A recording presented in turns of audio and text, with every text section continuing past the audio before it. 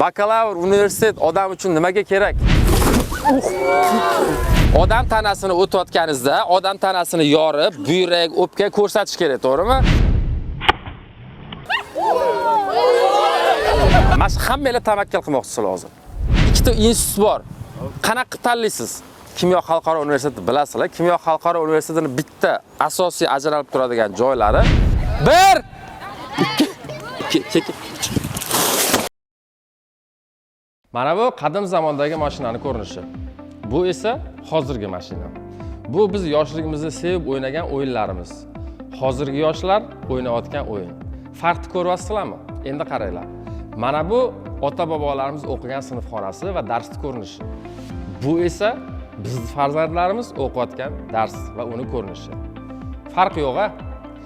Hozirgi yoshlarda butun dunyoda ilmga bo'lgan, o'qishga, ilm olishga bo'lgan qiziqish tushib ketishining asosiy farqi ham mana shunda.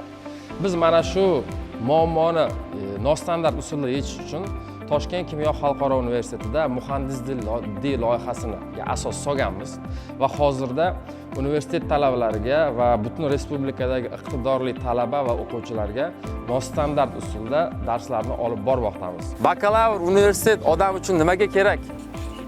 Ishlash uchun institut bo'lish shart emas. Yaxshi ishlash uchun diplom shart emas, institut o'qish shart emas. Hamma ham kirmasligi mumkin bakalavrga. Nima uchun sizlar institutga kirishinglar kerak degan savolga javob beramiz. Bakalavr sizlarni hayotdagi yo'lingizga tasavvurni ochadi. Qanaqa qiladi? Shunda kelyapsiz, ko'chaga kelyapsiz, ko'p ko'chalar borda. Siz bilmaysiz qaysi ko'cha qatga olib borishni bilmaysiz. Nima qilasiz? Karta bormi deysiz, to'g'rimi? Qaysi ko'cha? Ana tavakkal. Mana shu hammanglar tavakkal qilmoqchisiz hozir. Sizga bakalavr aytadi. Mana bu yo'nalish bunaqa. Bu yerga borsang, mana bu yerga borasan. Bu yerga borsang, sizga bakalavr представление beradi. O'shaning uchun bakalavrda общий o'qitiladi. Bitta institut hamma yo'nalish haqida ma'lumot bera olmaydi. Siz primerni mana maktabdan 11-sinfgacha bilib olishingiz kerak. Primerni qayerga ketasiz? Ikkita institut bor. Qanaqa tanlaysiz? Ma'lumot yig'aman. Vo, yana nimasiga qarab yaxshiligini bilasiz? Odamlarning мнениесiga, masalan, men yomon мнение bildirsamchi. Vo, mana rezultat institut tanlayotgan paytda institutning rezultatiga qarash kerak. Institutning mana shu talabalari qanaqa yutuqqa erishgan, bu institutni bitirganlar qayerda ishlayapti. Kimyo xalqaro universiteti bilasizlar. Kimyo xalqaro universitetining bitta asosiy ajralib turadigan joylari imkoniyatni ko'pligi. Sizga dars berayotgan o'qituvchi umrida operatsiya qilmagan. U xirurgiyadan dars bera oladimi? Yo'q. Opit yo'q, opit. Umrida uy qurmagan odam sizlarga arxitekturadan dars beryapti, bo'ladimi? Bugun sizlar bilan asosiy qiladigan gaplarimiz texnika yo'nalish haqida bo'ladi. Bizning universitetda dars qanaqa bo'lishini ko'rsatib beraman. Sizlarda maktabingizda dars qanaqa bo'lishini men yaxshi bilaman. Ba'zi o'zim ham dars o'tganman, ba'zilar tanib ham turibman. Mana tasavvur qiling, institutga kirdingiz. Odam tanasi degan mavzu. Darsda nima bo'lish kerak? Обязательно nima присутствовать qilish kerak? Maket yoki o'sha odamning tanasini o'zi. Odam tanasini o'tayotganingizda, odam tanasini yorib, buyrak, o'pka ko'rsatish kerak, to'g'rimi? Reaktiv harakat degan mavzuni o'tayotgan paytingizda nimani ko'rishingiz kerak? Reaktiv harakatni ko'rishingiz kerak. Reaktiv harakatga misollar keltiramiz. Men sizlarga reaktiv harakat nimaligini aytmayman. Определение bo'ladi, ta'rif aytmayman, formula aytmayman. Umuman gapirmayman, faqat ko'rsataman. Va oxirida hamma tajriba bo'lgandan keyin yig'ilamizni so'rayman reaktiv harakat nima ekan deb. Farqini ko'rasizlar darsni определенияsi bilan realniy holatda bo'lganda qanaqa rezultat bo'lishini ko'rasizlar. Qopqoqsiz. Yoqing.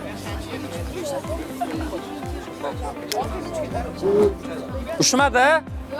Joydan qimirlamadi ham, to'g'rimi? Endi qopqog'i bilan. Qopqog'i bilan.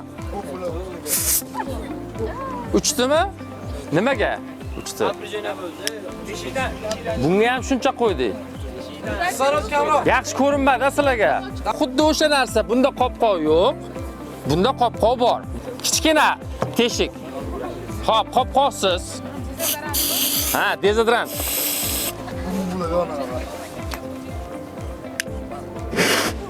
Qancha uchdi? Yarim metr. Endi qop bilan ko'ramiz.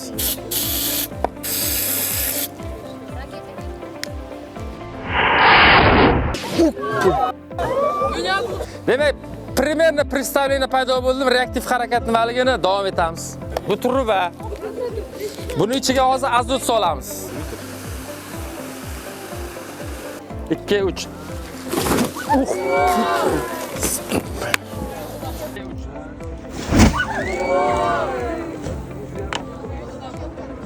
Menga ikkita bola kerak. Bir, tot. Bitta, ikkita, keling. Suv solamiz, qo'yamiz, kachat qilamiz.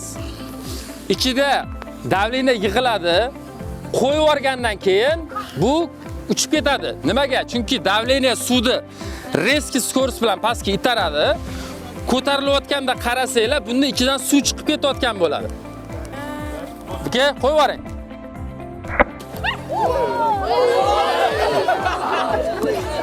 Xo'p. Kattarog'ini qilamizmi? Xo'p. Qancha ko'p suv solsa shuncha tepaga chiqadimi? Yo'q. To'lla bo'lsa-chi hozir. Yo'q, ko'tarolmaydi. Chunki havo kirmaydi ichiga. Ay, ozgina suv solsa-chi. Chiqadi. Qanaqa qilsa maksimum chiqadi? Yarim. Qayerdan bilasiz? Ana totadi, ana shu narsani darsda yozib formula bilan hisob-kitob qilib, buni necha milligram solinishini hisob-kitob darsda qilinadi real holatda. Tushunasizlar ham dars qanaqa bo'lishini? Bo'lar.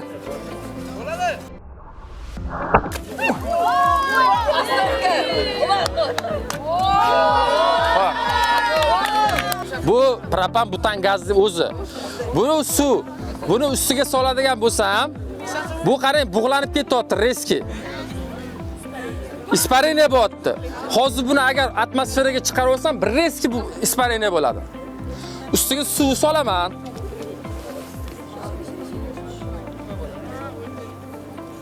Hech narsa bo'lmayapti.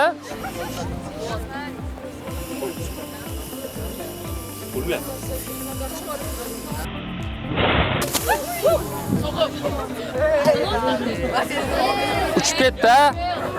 Nimaga uchib ketdi? Gaz qo'ydi. Gaz chiqqani uchun emas, suvni ham birga chiqarib, o'sha suvni inersiyasi bilan uchib ketyapti. Kattaroqda qilib ko'ramizmi? Bo'ldi.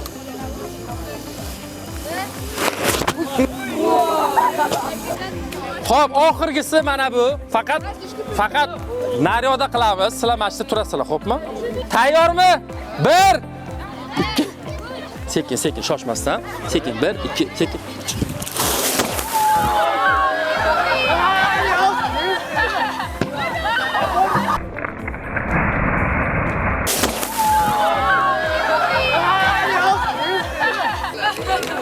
Hammaga rahmat.